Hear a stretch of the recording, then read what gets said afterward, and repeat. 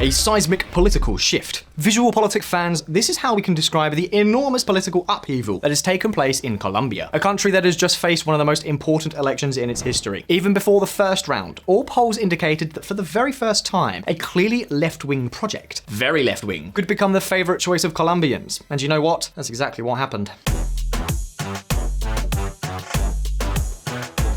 The centre-right, and in general the country's traditional political class, were wiped off the map. The former mayor of Medellin, Federico Gutierrez, known as Fico, the centre-right candidate who attracted the support of forces such as the U Party, the Conservative Party, the Liberal Party, Radical Change, and the Democratic Centre, did not even make it to the second round. Having the backing of Colombian political heavyweights such as Cesar Gaviria, Andres Pastrana, and even Alvaro Uribe, not to mention President Ivan Duque himself, did him absolutely no good. Colombians said no to the traditional politicians.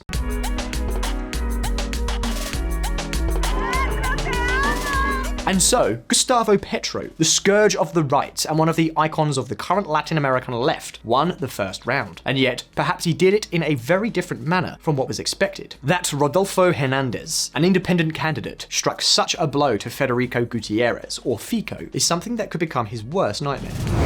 This is really the most difficult scenario imaginable for Petro, and I don't think his campaign team is very happy. It will be an uphill struggle for him in the second round. Sandra Botero, political analyst at the University of Rosario. Now the math has become very complicated for Petro. Rodolfo Hernandez captures a good part of the anti-establishment vote that Petro himself is chasing. And not only that, together, the candidates that did not make it to the second round added up to more than 6 million votes. Now most of them support Rodolfo Hernandez over Petro. To make matters worse, the leftist candidate can no longer raise the discourse of change, because the real outsider of Colombian politics is not him, but his opponent. Now, what could explain such an electoral turnaround in Colombia? And why have the centre-right and Uribism taken such a thrashing? And perhaps the biggest question of all, what is this going to all mean for Colombia? Listen up.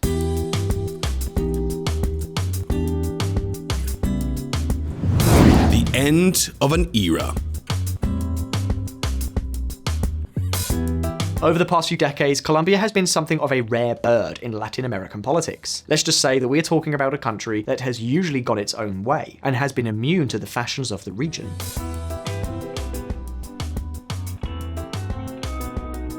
For example, whilst during the 1960s and 1970s, Latin America was filled with right-wing military dictatorships, Colombia remained a stable but restricted democracy in which two parties, the liberal and conservative, alternated power. Then, during the late 1990s and early 2000s, as the region began to turn to the left, giving rise to what became known as 21st century socialism, Colombian politics began to tilt to the opposite side, to the point of ending 2002 by giving power to Alvaro Uribe, a strong centre-right candidate who, in one way or another, has dominated Colombian politics to this day. While in the rest of Latin America there have been very abrupt shifts, Colombia was, once again, the exception. And the truth is that things have apparently been going relatively well. In real terms, between 1999 and 2019, GDP per capita grew at a rate of 2.4% per year. It doesn't exactly warrant a ticker-tape parade, but to give you an idea, it is twice the growth that the United States registered during the same period of time, 2.5 times the growth of Spain, and about 4 times the growth of countries such as Mexico or Argentina. Colombia has practically equaled Chile's performance over the last 2 decades. Of course, this was accompanied by important social changes. Violence plummeted, the number of young people pursuing tertiary education quadrupled, and virtually all social indicators improved strongly. Even the recovery from the coronavirus has been one of the fastest in all of Latin America. By 2021, the economy had already surpassed its pre-pandemic level, and as another example, post-pandemic industrial production was 7% higher than in 2019. And it's not just about the economy. Externally, Colombia has also gained influence. The country has joined the OECD. 5 years ago, it became the first Latin American country to obtain NATO Global Partner status. And in April 2022, President Joe Biden designated Colombia as a major non-NATO ally, a status that carries with it preferential treatment in security and defense matters. But all of that was until now. The latest elections have been a heavy blow, a turning point that has changed everything. Colombia has said enough to the traditional parties, to the centre-right, to Uribism, and to everything that is associated with them. And the question we are wondering is, why? What on earth has caused this huge change if the data is apparently not bad at all? Well, the answer can be found in Ivan Duque's presidency. Listen up.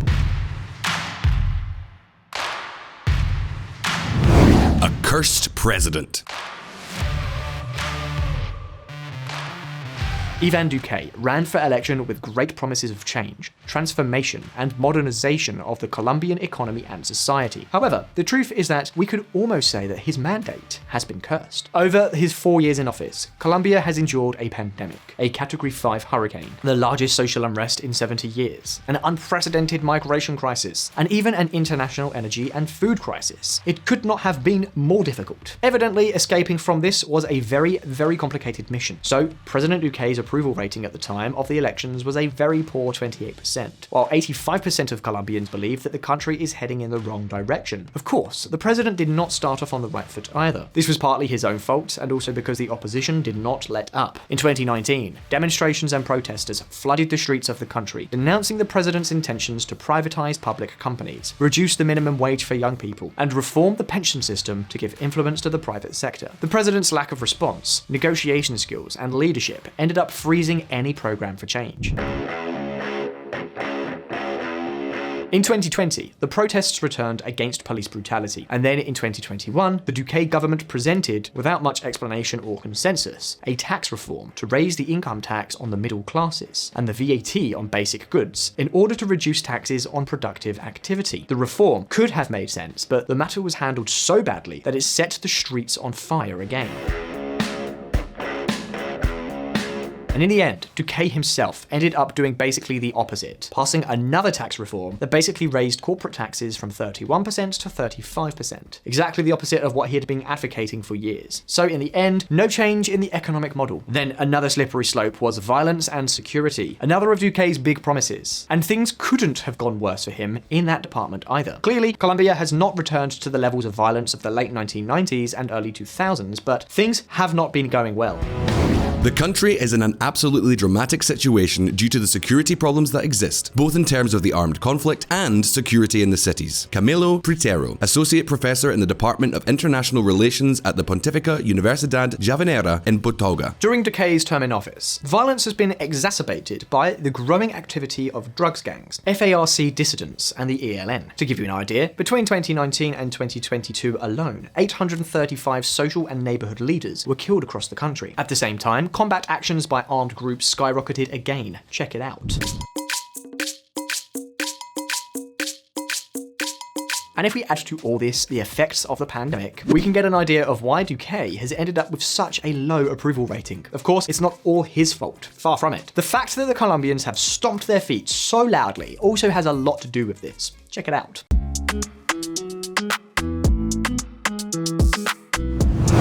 Broken dreams. VisualPolitik viewers, the stomping that the Colombian people have done recently doesn't even come close to the typical crisis to which this country has accustomed us. A crisis that has nothing to do with guerrillas, organized crime, narcotics, or rural poverty. No, in this case, the discontent comes mainly from young people and urban areas who feel enormous frustration over broken dreams. Of course, the pandemic has played a key role in this sentiment. Because yes, Colombia's economy has now recovered and its output is higher than before the pandemic, but the same has not been true for employment, which remains lower, nor for poverty rates. In 2021, almost 40% of Colombians were living in poverty, and more than 12% in extreme poverty. And if we take into account that Colombia has more than 50 million inhabitants, we're talking about many millions of people in a desperate situation. To give you an idea, in real terms, about 20 million Colombians survive on less than $89 a month. There are a huge number of people who are experiencing enormous harm from inflation. Because of the energy and international food crisis, prices are rising faster now than at any point in the last 20 years. To make matters worse, Colombia is, after Peru, the country with the highest incidence of informal labor. Slightly more than 6 out of every 10 workers do not have a formal job, with all that this entails. All this has been the final straw and eroded the hopes of hundreds of thousands, millions of young people. But above all, the enormous frustration that the country is experiencing has to do with this graph. Pay attention, because here is one of the big keys to electoral change.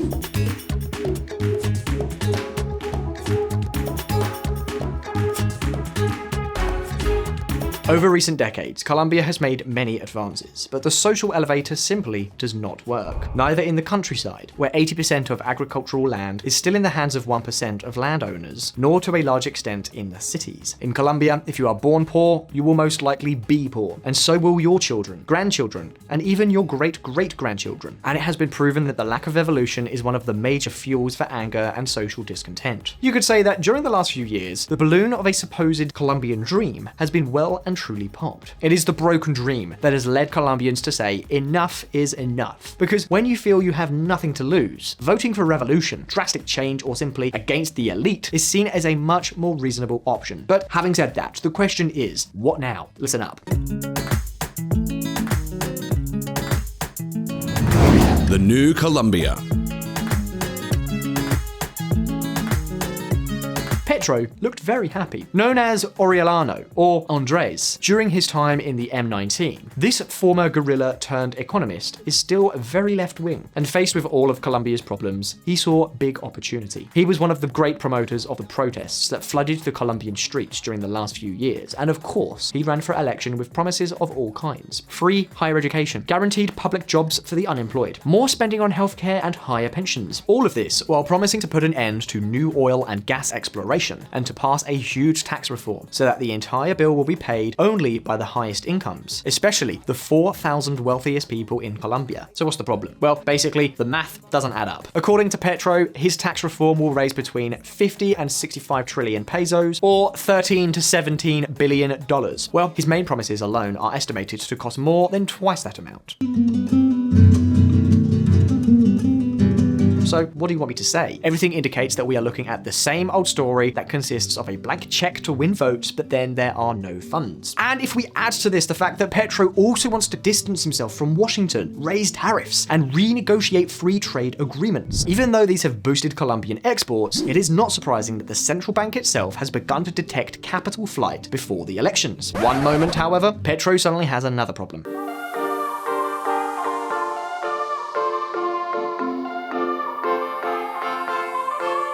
Now he has to face a candidate who is much more of an outsider than he is, and who, after the first round, may have become the big favorite. We're talking about Rodolfo Hernandez, a businessman who has presented himself as an independent and who has concentrated his messages against the political elite. The former mayor of Bucaramanga, known to some as the Colombian Trump, seems to defend the free market and property, whilst talking about ending social injustices, above all ending the privileges of politicians. For example, he has promised to renounce the president's salary, end most official cars, reduce the number of advisors, and to lower the salary of congressmen. He also advocates keeping public spending under control, finding ways to cut VAT by almost 50%, and replacing all subsidies with a kind of minimum income. Well, now, his candidacy seems ready to scoop up the votes of most of the candidates who did not make it to the second round. Federico Gutierrez himself, Fico, has already given him support, and it seems that the other candidates, such as Fajardo, John Milton, and Enrico Gomez, also identify more with him, even though ideologically he is an unknown candidate. So, who knows? But it is clear that if Colombians want to make some noise against the political caste without having to resort to a very left-wing program, this could be their candidate. This is at least the hope of Rodolfo Hernandez himself, a candidate that economic analysts say would greatly reassure the markets. Be that as it may, what is clear is that neither candidate controls the parliament, although Petro certainly seems to have a much more difficult time achieving consensus. Petro could say that his policies are A, B, and C, but that doesn't mean he can deliver them. In the worst case scenario, Petro would preside over a highly conflictive government that would do nothing rather than a government that dismantles Colombia's institutions. Luis Fernando Mejia, director of the economic think tank Federasario. So, you see, Colombia has a presidential system and the legislative elections took place on 13th of March 2022. Petro's alliance achieved the best result, but fell far short of any majority, both in the House of Representatives and in the Senate, where it barely has 15% and 18% of the seats respectively. So whatever the final outcome, everything indicates that we can expect some stability, as has happened in Mexico, for example, where in the end, AMLO has largely had his hands tied. What is clear is that Colombia needs to get that social mobility working again, because today it is at a standstill, condemning millions of Colombians. But having said that, it's your turn. What impression did you get from the election results? Does it seem logical to you that Colombians have made such a stand? Which candidate do you like more, Petro or Rodolfo Hernandez? If you're watching us from Colombia, and there are many of you, who are you going to vote for? Leave us your comments below. And now, if you found this video interesting, don't forget to like and subscribe to VisualPolitik. All the best. I'll see you in the next one.